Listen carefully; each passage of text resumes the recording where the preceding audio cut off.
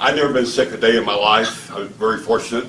And in 2009 was the first time I had a little sickness. I had a lump on my throat, no big deal. I go to the doctor, get it checked out, and the doctor came back 45 minutes later. They did a biopsy on the spot. And I never forget the exact words of the doctor, what he said. He says, I have bad news and bad news. And I thought he was sort of joking. And he said, the first bad news is you have stage 4 throat cancer, buddy. And the second bad news is I don't think we can do anything to help you. Now think about that for a moment. Never been sick a day in your life, you go to the doctor and told you're going to die in 3 months. Let that sink in just for a moment. That's what happened to me. My whole world changed that day. And so what they were trying to do is prolong my life. The cancer the size of a walnut in the base of my throat, both lymph nodes. It was spreading rapidly, stage 4. So what we did is we started chemo and radiation in January of 2009. And I had 5 months of chemo. If you ever known anybody under chemo, it's not a pleasant experience because of sickness. Your hair falls out now. But you get canker sores and blisters and things from the chemo. And so I had chemo for 5 months, not one chemo, but 5 different types of chemos, trying to find the right combination. And on top of that, for dessert, they threw in 32 days of radiation. I lost 80 pounds, went from 230 to 150. I couldn't walk 10 feet without a little cart, and I had no food or water in my mouth for over 4.5 months. I'm being kept alive on a feeding tube in my stomach. It was pumping a shake 24 hours a day, and a water tube in my chest, IV. They called me the tube boy. And after 4.5 months of hell, literally hell, I mean, there was one time, Mr. Ed remembers this, I threw up for 48 hours straight and had nothing to throw up. It's miserable. It's a miserable way to die. At the end of April, the doctor came to me and said, Bill, we can't give you any more chemo, it'll kill you. I thought that was kind of funny. Give me a little more chemo. I'm dying anyway. Now we're going to bring you a nice hospice nurse. And she was very nice, very professional. No personality. I'm dying and I'm still trying to hold on to my personality. That's all I had left. I called her Nurse Ratchet. She would come here every week and change out the tubes, do the vitals, send it back on the computer, the data. She didn't think it was very humorous when I told her, could I punch in the numbers and watch myself die? I'm just trying to hold on to my humor. I'm dying. Then I get a call that changed my life from Mr. Ed Johnson. He's been a dear friend of mine for a long time. He called me up and he was so funny. He said, Bill, I think I have an answer to your problem. And I'm looking for what? Hope. Hope. And I said, what is that, Mr. Ed? I'm looking for hope. He says, this miracle water. I said, Mr. Ed, I can't even get water in my mouth. I've got a tube. And he said, by the way, this miracle water is from Japan. I can't go 10 feet. I'm going to go to Japan to get miracle water that I can't put in my mouth. Hope started diminishing. He said, no, we're going to be doing a demo, just like you saw here. The very first demo at Michael Johnson's house, his son. The very first demo was April the 18th of 2009. I had to get to that demo, though, right? Can't drive. I have another friend. I do have 2 friends. His name is Saul. I don't know, Michael has a slide presentation not today. Saul is my neighbor down the street. He drove me to the demo. And I go to the demo, not looking like I'm looking now, and I saw hope. I saw hope. Had no money to buy it. There went the hope again. Especially when they told me it was $4,000, I almost died. Because when you're not working, you have what? No income. I had no income. But I still got a car payment, house payment, right, utility bills, all that stuff to pay. But I was very smart. Before I got sick, I loaded up on credit cards. I had good credit, like 900s.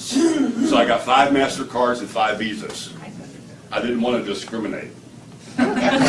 10 plastic. And you know what I did? I went out and got $5,000 cash advances on every one of them. I got $50,000 at 23% interest on a cash advance.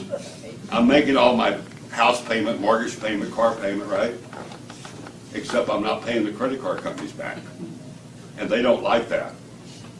You get those phone calls from the bouncers, right? I would wait by the phone so I have somebody to talk to. They think it was very humorous. And they, Mr. Powers, you haven't made your $1,400 payment this month. And I said, what are you going to do if I die? I'm dying. And then when I got that machine, and the only way that I could get this machine, because I had no money to buy it, I had none. I'm $50,000 in debt. My credit score is about a 20. The company has a plan. I don't want you to be in this position. I'm telling you this for one reason. There is no excuse for anybody not getting this technology. None. I'm $50,000 in debt, and I'm dying. I have no money and no credit. And the company says, Bill, we'll give you a machine anyway on a handshake with no credit check. It's a pretty good deal, isn't it? Yeah. When the machine arrives, Michael showed you how it worked, pushing all these fancy buttons. Nobody showed us how it worked. We didn't know. First demo.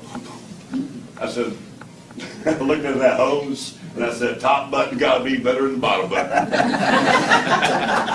Put that hose in my mouth. Nothing happened. Remember, no liquid in there for 4.5 months.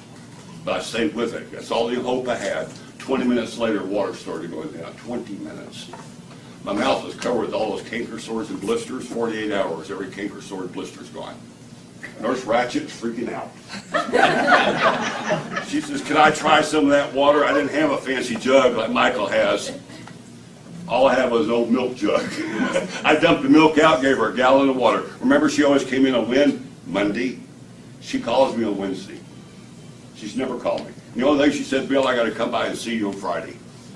I said, oh boy, something bad, that milk jug, or I'm dying again. She comes in on Friday. I can walk to the door a little bit. Doorbell rings, and there's Nurse Ratchet with her credit card in her hand. She said, Bill, before you die, I need that machine. She said, I have fibromyalgia for 11 years. I was going to retire from nursing. You were my last patients. I am pain-free for the first time. I want that machine. I said, well, you're not getting that machine. We had an argument. She said, how do I get one? I said, I don't know. Call Mr. Ed. Mr. Ed says, well, when you can't sell it to her, Bill, when you got your machine, you got a distributor number that came with it. Have her order factory direct under your number. She did. Her machine arrived.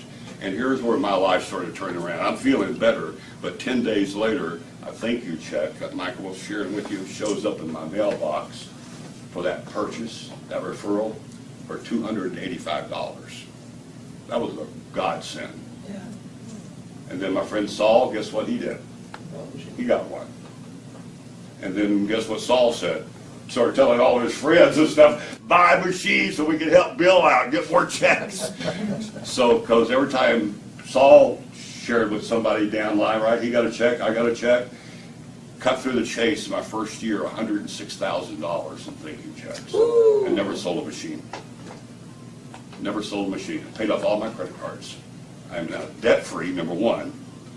And the second big miracle that happened is 16 weeks after drinking the water, 16 weeks after drinking the water in December of 2009, I went back to the doctor for another checkup. First of all, the doctors, they couldn't believe it. They said, what are you doing here? You're supposed to be dead. And they did another biopsy, and I'm 100% cancer-free. So I'm going to wrap it up with this. The water did not heal me. No. That's very important. Do not tell anybody the water heals. What the water did is got my immune system back in balance, and my body what? Heals itself. My complete story is in this book called Killing Cancer, Not People. Mr. Ed Johnson has some extra copies. If you know anybody that has cancer, I would really encourage you to get this book, Killing Cancer, Not People, for two reasons. One is my story's in here. I'm world famous. Going on Oprah next week. Chapter 6 talks about this technology. Get this book, saves you a little bit of cost. But The other thing I want to share is your mission. My mission in life now is to share my story with other people, to help other people. I average literally 15 to 20 phone calls a day from people that looking for hope, looking for hope. Mr. Ed gave me hope. The richest man in the United States, Steve Jobs, also had cancer in 2009. Nobody shared with him like Ed shared with me. So I'm pleading with you. There's no excuse not to get the technology. Just get the technology. Share water with other people. That's your whole mission in life. Thank you, guys.